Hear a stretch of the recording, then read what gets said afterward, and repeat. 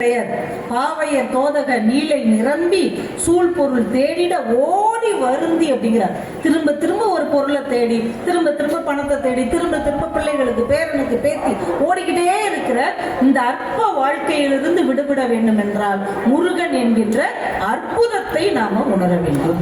இல்லைன்னா இந்த வாழ்க்கை ரொம்ப அற்பமா முடிஞ்சும். நம்ம பக்கத்திலே ஒரு அற்புதம் இருக்கு, நிறைய அற்பங்கள் இருக்கு. நம்ம எது பக்கம் போறோம்? அற்பத்தனங்களின் பக்கம் தான் நம்ம போய் கொண்டிருக்கிறோம். நரி விருத்தம் அப்படின்னு தமிழ்ல ஒரு சிறந்த ஒரு இலக்கியம் இருக்கிறது. நரி விருத்தம் சில பேர் அதை படிச்சிருப்பாங்க, நிறைய பேருக்கு படிக்க வாய்ப்பு இருந்திருக்காது. அதுல ஒரு பாட்டு நான் ரொம்ப ஆச்சரியப்பட்டேன். ஒரு வேடம் ஒரு கையில ஈட்டி வச்சிருக்கான், ஒரு கையில நான் ஏற்றப்பட்ட வில்லு அம்பு பின்னாடி வச்சிருக்கிறார். ஏன்னா ஏதாவது ஒரு விலங்கு வந்தா டக்குன்னு அதை அடிச்சிடணும். சின்ன விலங்கு தூரத்துல இருந்தா வில்ல வச்சு அடிக்கணும், கொஞ்சம் பெரிய விலங்கா இருந்தா ஈட்டின்னு வந்துடுறாரு. காட்டுக்குள்ள அப்படி ஓடி வர்றார், பெரிய யானை ஒன்று வருது. குறி பார்த்து அந்த ஈட்டியை எறிகிறார். கரெக்டா யானையுடைய கழுத்துல பட்டு யானை இறந்து விழுந்துருது. அப்பா அடிச்சாச்சு அப்படின்னு வேடன் வேகமா நடந்து வர்றான். செடி கொடியா கிடக்குதா, தெரியாம ஒரு பாம்பை மிதிச்சிடும். பாம்பு வழி தாங்காம வேடனை கொத்திடுது. நஞ்சு ஏறி வேடன் செத்துட்டான். சாகும் போது கையில இருக்கிற அம்பால அந்த பாம்பை ஓங்கி ஒரு குத்து குத்திடும். யானை செத்து கிடக்குது, பாம்பு செத்து போச்சு, வேடனும் செத்து கிடக்குறான். அவன் கையில இருக்கிற வில்லு நான் ஏத்துன மாதிரி இடுக்கி கெட்டின நானோடு வில்லு கிடக்குது. இப்போ ஒரு நரி அந்த பக்கமா வரும். இந்த நரி விருத்தம்ங்கிறது நரியை வச்சு நமக்கு பாடம் சொல்றது. நரி வருது, நரிக்கு எவ்வளவு பெரிய வாய்ப்பு பாருங்க. யானை செத்து கிடக்கு, பாம்பு செத்து கிடக்கு, ஒரு வேடம் கிடக்குறான். அப்பா, யானையை வச்சு ஒரு 6 மாசம் ஓட்டலாம் சாப்பாடு. இந்த மனுஷனை ஒரு 10-15 நாள் சாப்பிடலாம். இந்த பாம்பை ஒரு 2 நாளைக்கு வச்சுக்கலாம். இப்ப பசிக்குது, என்ன செய்யலான்னு பார்த்து இந்த வில்லுல நான் இறுக்கி கட்டினால நான் நரம்ப வச்சுதான் கட்டியிருப்பாங்க. இப்ப பசிக்கு இந்த நானை கடிச்சு சாப்பிடுவோன்னு இந்த இறுக்கி கட்டப்பட்ட இந்த நான் நரம்ப கடிச்சிச்சு பாருங்க, டப்புன்னு வில்லு மண்டையில் அடிச்சு செத்து போயிடுச்சு. நம்ம வாழ்க்கை. இங்கிட்டு போனா சிவபெருமான் இருக்கிறார், இந்த பக்கம் போனா முருகன் இருக்கிறான், இங்க அருணகிரி ஐயா இருக்கிறார், இங்க வாரியார் சுவாமி இருக்கிறார், இங்க அருணகிரிநாதர் சபை இருக்கு. இவ்வளோ அற்புதம் இருக்கு. ஆனா நம்ம என்ன செய்யறோம்? இந்த மொபைல் போனு, இந்த செல்வம் தேடுறது, இந்த பெண்களை அதிகமா நேசிக்கிறது, மண்டையில் அடிச்சு செத்து போயிடும்.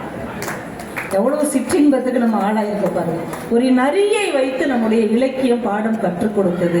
அற்புதமான பொருட்கள் உங்களை சுற்றி இருக்கும் போது அற்பமான பொருட்களுக்காக அலைந்து வாழ்க்கையை இழந்து விடாதீர்கள் என்பதைத்தான் 7 கடல் மணலை அளவிடணும், அதையும் தாண்டியது என்னுடைய இடர்பிறவி அவதாரம் என்று அருணகிரிநாதர் நமக்காக சொல்லிக் கொடுத்து விட்டு போயிருக்கிறார். இன்னொன்னு அழகு என்ன தெரியுமாங்க? முருகன் கிட்ட அன்னைக்கெல்லாம் நிறைய சமய பிரச்சனைகள் இருந்தது. இந்து சமயத்திலே முருகனை வழிபாடு செய்யறவங்களுக்கு பேரு கௌமாரம், அது ஒரு தனி மதம். விநாயகனை வழிபாடு செய்யறவங்களுக்கு காணாபத்தியம் அப்படின்னு பேர். சிவனை வழிபாடு செய்யறவங்க சைவம், திருமாலை வழிபாடு செய்யறவங்க வைணவம், அம்பாளை வழிபாடு செய்யறவங்க சாத்தம். இப்படி 5-6 பிரிவா நம்முடைய சமயம் இருந்திருக்கிறது. இந்த பிரிவுகள்லாம் ஒருத்தருக்கு ஒருத்தர் அடிச்சுட்டு இருந்திருக்கிறார். அருணகிரிநாதர் பார்த்திருக்கிறார், சார் இப்படி எல்லாம் அவங்க அடிச்சுட்டு இருக்க கூடாது. முருகன் ஒருத்தனை பாலமா வச்சு இத்தனை சமயத்தையும் ஒன்று சேர்க்கிறேன்னு ஒரு பாட்டுல பாடினாரு. உமைக்கோர் சிறுவா. உமையாரு? பராசக்தி. பராசக்திக்கு நீ சின்ன மகன், இளைய மகன். அப்போ சாத்தம் சேர்ந்துருச்சு கௌமாரத்தோட. உமைக்கொரு சிறுவா கரிக்கும் இளையோனை. கரினா யாரு? விநாயக பெருமான். அவனுக்கு தம்பியா இருக்கிறவனே திருமால் தனக்கு மருகா. அந்த திருமாலுக்கு நீ யாரு? மருமகன். குருவாய் அரற்கும் உபதேசம் வைத்த புகனே. யாருக்கு? சிவபெருமான். உங்க அப்பாவுக்கே நீ உபதேசம் கொடுத்த பெருமாளே. புறத்தி மணவாளா. ஜாதி பிரச்சனையும் ஓச்சிட்டார். யோசிச்சு பாருங்க, முருகன் எவ்வளவு பெரிய உயரம், வள்ளி எங்க இருக்கிறா? ஜாதி பிரச்சனையை முடிச்சுட்டார். குறை இனத்திலிருந்து ஒரு பெண்ணை மனம் முடித்து ஜாதி என்கின்ற ஒரு பெருமையை உடைத்திருக்கிறார் அவர் முருகன். விநாயகருக்கு இளையவன், சக்திக்கு இளைய மகன், சிவனுக்கு மகன், திருமாலுக்கு மருமகன் என்று 5 சமயங்களையும் முருகனை பாலமாக வைத்து மிகப்பெரிய சமய புரட்சியை இந்த மண்ணில் முதலில் செய்தவர் அருணகிரிநாதர். எவ்வளவு பெரிய விஷயம். எல்லாத்தையும் ஒன்னா கொண்டு வச்சுட்டார். முருகனை கும்பிடுங்க, எல்லா சமயமும் ஒண்ணு. இன்னைக்கு சுதந்திர தினம்.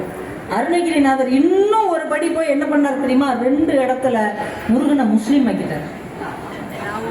எழுதியிருக்காரு இல்லைங்க, முருகனை முஸ்லீம் ஆக்கி வெம்சூர் கொன்ற ராவுத்தனே, வெப்பை இடிக்கும் கலாப தனிமையில் ஏறும் ராவுத்தனே. ராவுத்தன் நம்ம யார சொல்லுவோம்? இஸ்லாமியர்கள் தான். அரபு தேசத்திலிருந்து குதிரை வீரனா வந்தவங்க. குதிரை வீரன் அர்த்தம் ராவுத்தன். ஒரு காலத்துல அதுக்கப்புறம் இஸ்லாமியர்கள் எல்லாருமே ராவுத்தர் அப்படின்ட்டோம். இப்ப குதிரையில வர்ற முருகனை ராவுத்தன்னு சொல்லி முருகனும் முஸ்லீமாக இருக்க வாய்ப்பு இருக்கிறதுன்னு அவங்களையும் நம்மளோட ஒன்று சேர்த்து முருகன் என்பவன் எல்லா சமயங்களுக்கும் சொந்தமானவன் என்று நம்முடைய அருணகிரி பெருமான் தன்னுடைய திருப்புகழின் மூலமாக நிறுவியிருக்கிறார். இன்னைக்கு சுதந்திர தினத்துல எல்லா சமயமும் ஒண்ணுன்னு நாம நேசிப்பதற்கு ஒரு அடி எடுத்து கொடுத்தவர் அருணகிரிநாதர். அதனாலதான் கவிமாமணி அப்துல் காதர் ஐயா முருகனை பத்தி ஒரு கவிதை எழுதுறார். எப்படி? அப்துல் காதர் முருகனை பத்தி ஒரு கவிதை எழுதுறார். முருகனை நம்ம தமிழ் கடவுள்னே சொல்லிக்கிட்டு இருந்தோம்ல, அவர் சொன்னார், முருகா நீ தமிழ் கடவுள் மட்டுமல்ல, நீ எங்கள் தேசிய கடவுள். தேசிய கொடியை பாருங்க. தேசிய கொடியில் மேலே இருக்கும் செம்மை நிறம் உன் தகப்பனான சிவன் நிறம். சிவன் என்ன நிறம்? தீ மாதிரி செம்மை நிறம். தேசிய கொடியின் மேலே இருக்கும் செம்மை நிறம் உன் தகப்பன் சிவனின் நிறம். நடுவில் இருக்கும் மென்மை நிறம் உன் ஆலயத்தில் தருகிற திருநீற்றின் நிறம்.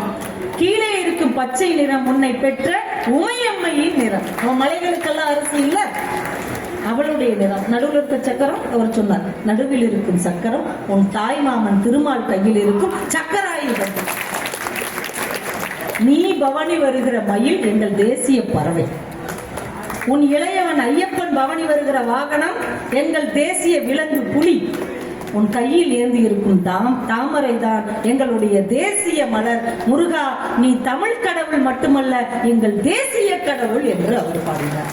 அழகு. முருகனை எல்லா சமயத்துக்காரர்களும் எல்லா மாநிலத்துக்காரர்களும் கொண்டாடுகிற அளவுக்கு எல்லாருக்கும் பொதுவானவையா எங்க முருகன், எல்லாருக்கும் சொந்தம் எங்கள் முருகன் என்று முருகனை உலகத்திற்கே பொதுமையாக்கி தந்தவர் நம்முடைய அருணகிரிநாதர். அதை உள்வாங்கிக் கொண்டு இன்றைக்கு வந்த கவிஞர்களும் அதை பதிவு செய்திருக்கிறார்கள் என்றால் எல்லாருக்கும் முருகன் பக்கத்தில் இருக்கிறார். இப்ப நம்ம எல்லாருமே சொர்க்கத்துக்கு போகணும் அப்படின்னு நினைப்போம். சொர்க்கத்துக்கு போறதுக்கு முன்னாடி சோறு சாப்பிட போகணும், அதனால சொர்க்கத்தை பார்க்கணும்னு பார்த்துக்கலாம். நரகத்துக்கு போகணும் அப்படின்னு ஆசைப்படுறோன்னு வைங்களேன். நான் ஒரு சின்ன உண்மை நான் உங்களுக்கு சொல்றேன். பெரும்பாலும் நம்ம இப்ப இந்த ஜெனரேஷன் இப்ப நம்ம இருக்கிறவங்க நரகத்துக்கு போக வாய்ப்பே இல்லை. நீங்க எழுதி வேணா வச்சுக்கோங்க, நம்ம எல்லாமே சொர்க்கத்துக்கு தான் போவோம். ஏன்? நரகத்துல தானே இருக்கணும். நம்ம இன்னைக்கு வாழ்ற வாழ்க்கையை விட ஒரு நரகம் வேணுமாங்க? எவ்வளவு அவமானம், எவ்வளவு துரோகம், எவ்வளவு வன்மம், எவ்வளவு குரோதம். இந்த சின்ன வாழ்க்கையில இவ்வளத்தையும் அனுபவிச்சிட்டோம். அதனால இனிமே நம்ம போனோம்னா கண்டிப்பா சொர்க்கத்துக்கு தான் போக போறோம். அதனால நீங்க யாருமே வருத்தப்பட வேண்டாம். ஏன்னா வந்திருக்கிற இடமே இப்ப சொர்க்கம் தான்.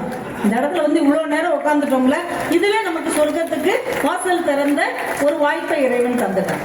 இப்ப நரகத்துக்கு போகணும்னு யாராவது ஆசைப்பட்டோன்னு வைங்களேன், ஒருவேளை ஆசைப்பட்டா அதுக்கு என்ன செய்யணும்? யாரெல்லாம் போவாங்க அப்படிங்கிறார்.